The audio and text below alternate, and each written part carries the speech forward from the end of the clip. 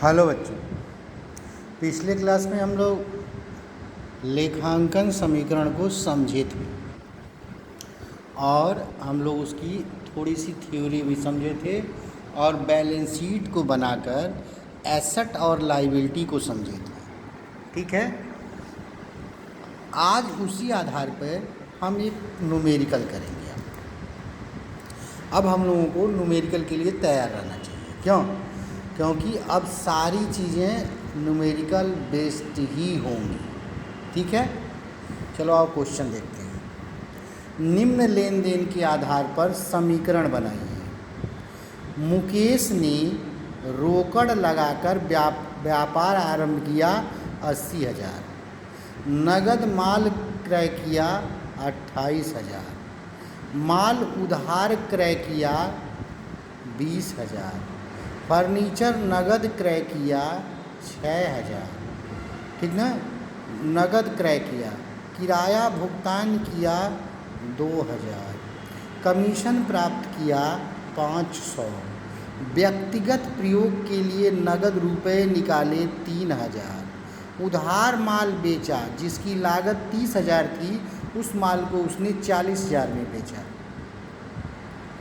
लेनदार को भुगतान किया, यानी कि जिससे उधार लिया था उसको पेमेंट किया 15,000। कह रहा है इस आधार पे एक समीकरण बना दीजिए। चलिए ठीक है, अगर अब मेरी बात ठीक से आप सुनेंगी तो समझ में खूब आएगा और हमको आशा है कि बैलेंस शीट जो मैं पिछले क्लास में आपको समझाया था वो आपके दिमाग में होगी।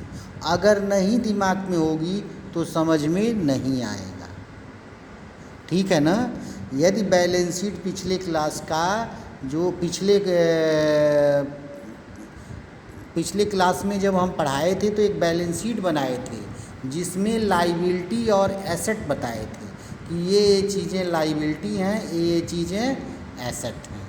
ठीक है, चलिए तो हमने एक समीकरण लिखा था। क्या लिखा था बेटा? Asset is equal to capital plus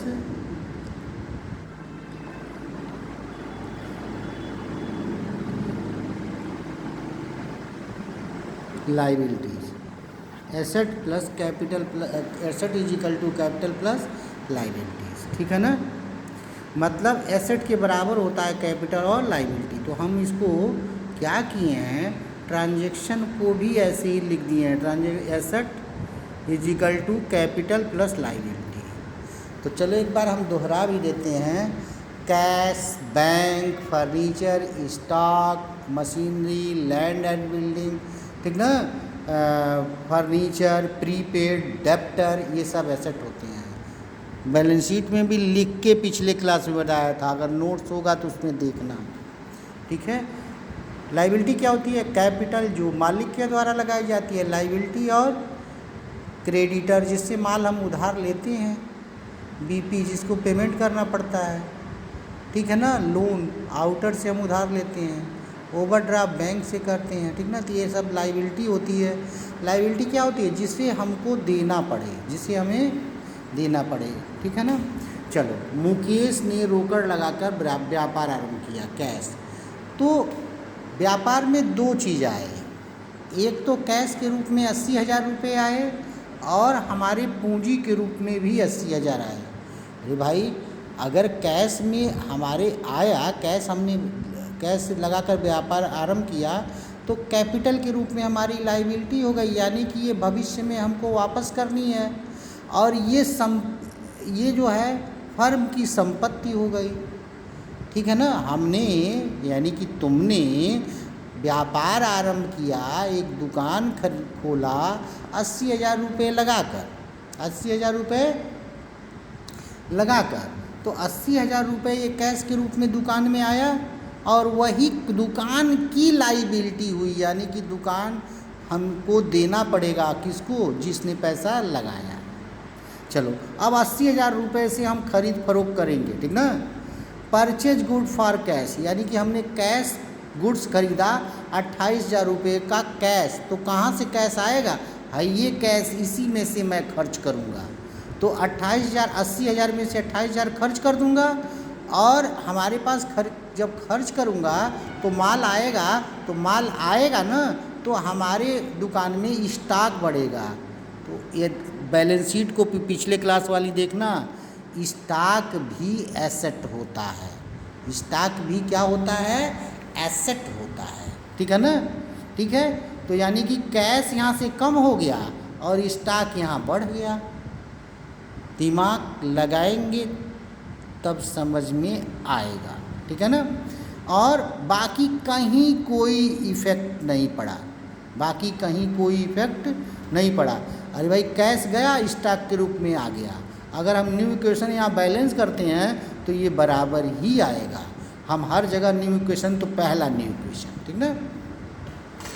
दूसरा, परचेज गुड्स ऑन क्रेडिट। मैंने माल उधार खरीदा। मैंने माल क्या खरीदा? उधार, यानी कि पैसा नहीं दिया, सामान लाया। भाई कोई जान पहचान वाला दुकानदार होगा जो हमको माल उधार दे दिया। ठीक है ना? तो जब हमने उधार माल तीसरे ट्रांजैक्शन में 20,000 का खरीदा, 20,000 का माल उधार, तो हुआ क्या बेटा, हमारा पैसा तो खर्च हुआ नहीं, लेकिन माल हमारे बिजनेस में आ गया 20,000। बड़ा अच्छा है भाई।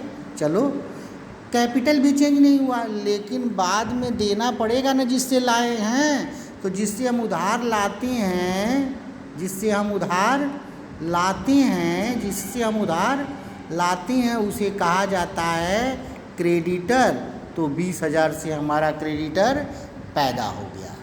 ठीक है, यानी कि हमारे ऊपर ऑब्लिगेशन हो गया। ठीक है, थोड़ा दिमाग लगाना पड़ेगा बेटा, ठीक ना। हाँ, समझ जाओ। ठीक है, अब नया इक्वेशन बनाएंगे, इसको उतार लो, इसको जोड़ दो, ठीक ना। तो 48,000 हो जाएगा, ये 52 उतर आएगा, 80 का 80 हो जाएगा, 20,000 का ये। यहाँ पे फिर न्यू इक्वेशन हम बनाए हैं, अगर जोड़ो तो बराबर आएगा। हम इसीलिए हर जगह न्यू इक्वेशन बना लेते हैं कि हर स्टेप पे मेरा आंसर सही है। Purchase furniture for cash. भाई फर्नीचर खरीदा गया कैश में। फर्नीचर खरीदा गया किस में? कैश में। 6,000 का मतलब सोफ़ा वोफा खरीदा गया बैठने के लिए। ठीक है ना? तो 6,000 रुपये यही 52 में से 6,000 खर्च करूँगा, और फर्नीचर के रूप में हमारा फर्नीचर भी एसेट ही होता है। फर्नीचर भी क्या होता है? एसेट। तो 6,000 यहाँ से कम हो जाएगा और फर्नीचर के रूप में हमारे पास सोफ़ा आ जाएगा। यानी कि ठीक ना, ये हमारे एसेट, एक एसेट से दूसरे एसेट में परिवर्तित हो गया, बाकी कहीं चेंज नहीं हुआ। ठीक ना बेटा। वीडियो का बाकी पार्ट तुरंत अगले पार्ट में, ठीक ना।